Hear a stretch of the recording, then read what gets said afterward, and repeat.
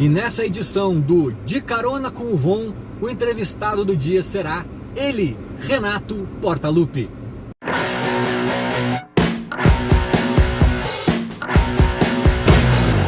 Tô brincando, não tem carona pra ninguém, o papo aqui é eu comigo mesmo. Mas sim, o assunto do vídeo será Renato Portaluppi, né? Um vídeo num formato diferente, aí um vídeo em movimento, um vídeo para ganhar tempo na correria. E falar de Renato especificamente sobre um ponto que ele tocou na entrevista coletiva pós-jogo no último domingo agora, né? Ele foi muito enfático e incisivo na questão do ponta direita, do ponta, né? Do atacante aberto ali pela ponta, que ele tanto pede, que ele fala do Michael. Depois ele deixou bem claro ali na saída da zona mista, né, que era do Michael que ele estava falando, que ele queria que o Guerra abrisse a mão, abrisse o cofre ali para fazer essa compra, que o problema era dinheiro e tal. Mas sabe que tem algumas coisas que me incomodam nesse episódio, tá? Tem algumas coisas que me incomodam nesse episódio, a começar pela forma como o Renato falou ali, como ele fez a cobrança.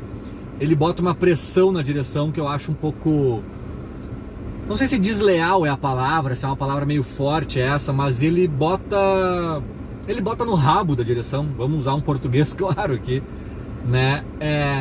E ao mesmo tempo ele se exime de culpa de uma forma muito injusta, não é injusta, é muito desconectada com a realidade, porque ele tem muita responsabilidade pelo que está acontecendo em campo, né? Ou que está deixando de acontecer.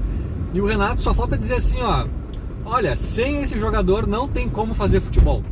Sem esse jogador é impossível. É como se ele estivesse falando assim, exagerando, é claro, né? Olha, eu pedi o Messi, ou seja, a minha parte eu fiz. Se não vier o Messi e a gente não ganhar nada, a culpa não é minha. Não é assim que funciona, né? A gente sabe que não é todo jogador que a gente deseja que a gente consegue. A gente sabe que o Mirassol e o Globo eliminaram a dupla Grenal ano passado da Copa do Brasil sem ter a folha salarial inteira desses caras aí. Muitas vezes era inferior à da maioria ou de todos os atletas da dupla Grenal. Então a gente sabe que não se trata disso, né? Não, se não vier o Michael, o Renato chega a dizer em algum momento algo como: eu tô avisando, depois não adianta reclamar. Cara, pra mim isso é um carteiraço, assim, meio desconectado, meio como eu disse, lavando as mãos, assim, sabe?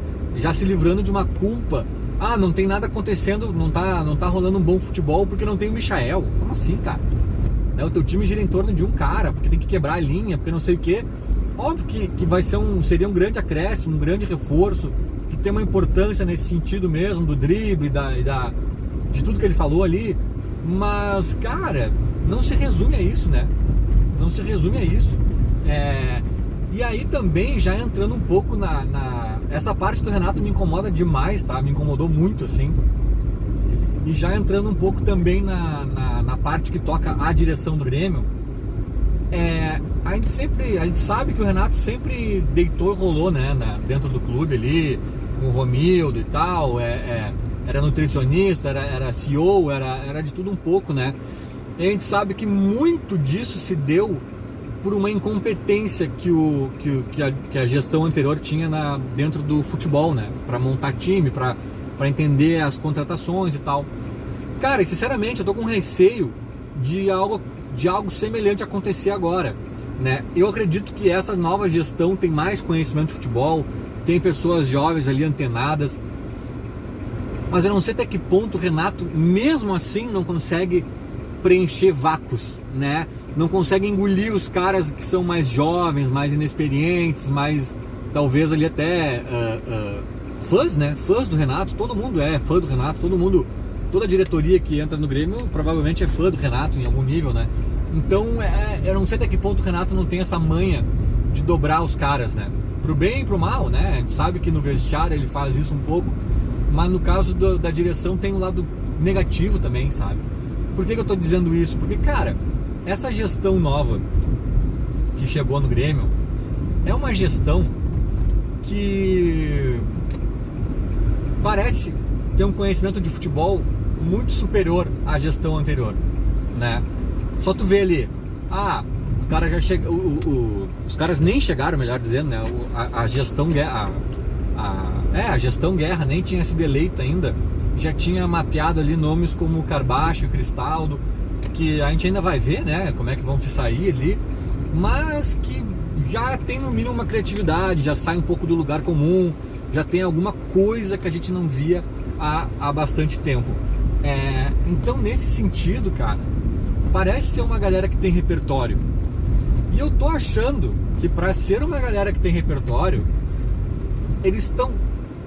é natural, óbvio, né? Primeiro eu preciso fazer essa vírgula. É natural que o treinador peça jogadores e ganhe. Em todos os clubes do mundo.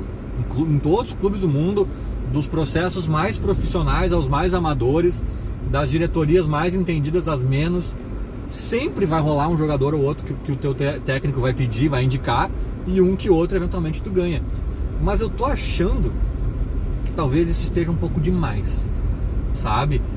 Por que eu tô dizendo isso? Porque na gestão Romildo, quando o Renato pedia um jogador, geralmente, via de regra, ele ganhava. Dos caros, né, Tardellis da vida, aos baratos. E basicamente, na minha opinião, ele ganhava por quê? Porque era uma gestão, uma diretoria ali, né, cercada de Hermans e Denis e companhia, que não tinha estofo para barrar essas indicações. O Renato dizia, olha, a gente precisa de um zagueiro, a gente precisa de um ponta, a gente precisa de um meia, a gente precisa de sei lá o quê. E se tu é uma gestão que tem estofo, tem conhecimento de mercado da bola, tem ali, né, banco de dados com scouts e números, informações e tal, tu diz assim, Renato, calma, eu não vou te trazer o fulano, cara, porque na verdade o que tu precisa não é do fulano, tu precisa de um zagueiro que faça tal e tal função. Tem 5 nomes aqui que a gente acredita serem mais indicados que o fulano. Então nós vamos partir disso. É aquela velha história, né, que os caras falam da Guerra Fria. Até hoje eu não sei se é boato ou verdade isso, mas que os Estados Unidos, né, os caras foram pro espaço, né? Os Estados Unidos gastou milhões de dólares desenvolvendo uma caneta que escrevesse no espaço. Por quê? Porque não tem gravidade no espaço e a tinta não caía da caneta para o papel, né, para a folha, para escrever. E aí eles desenvolveram lá, gastaram milhões de dólares para desenvolver uma caneta que escrevia no espaço. E os soviéticos foram pro espaço e levaram lápis. Porque tu não precisa de uma caneta no espaço, tu precisa escrever. Tem que identificar qual é o teu real problema. Agora, de certa forma, a gente está vendo isso. A gente não precisava do Vina, a gente precisava de alguém para ser o reserva ou até para brigar pela titularidade com o Cristaldo, uma posição que a gente não tinha reposição. O Renato indicou o Vina. Se a direção não tem esse mapeamento de nomes que possam fazer isso, mais jovens, mais baratos, melhores, babá, a direção vai acatar e vai dizer, Renato, tá aqui a peça que tu pediu. O mesmo vale pro Michael. Será que só existe um Michael no universo que faz essa função? Sabe? Porque o Renato não tem obrigação de ter repertório, ele não tem um software na cabeça. O Renato vai ficar nesse universinho dele, nesse mundinho dele, de quem ele já treinou, de quem é vizinho dele lá no Rio de Janeiro, de quem não sei o que, de quem ele já viu se destacando, não sei, no Palmeiras, sabe? Então, cara, é muito pouco, é muito... Nossa, agora eu tô embretado aqui, talvez eu filme uma batida de carro ao vivo. Deixa eu ver aqui como é que eu vou passar. Passar a rua aqui.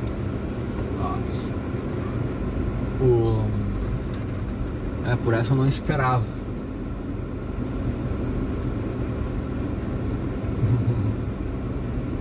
Olha aí. Olha a batida, Rogério! Lembra do Milton Leite? Rogério Ceni no gol. Olha a batida, Rogério! Eu sempre falo isso no trânsito. Me julguem. Nem sei mais onde eu tava. Nossa, uma rua minúscula, carro estacionado dos dois lados e dois sentidos aqui. Não faz nenhum sentido ter dois sentidos. Mas enfim, vou até dar uma estacionada aqui para seguir o raciocínio. Então, como eu ia dizendo, eu acho que essa é a parte que toca a direção do Grêmio, tá?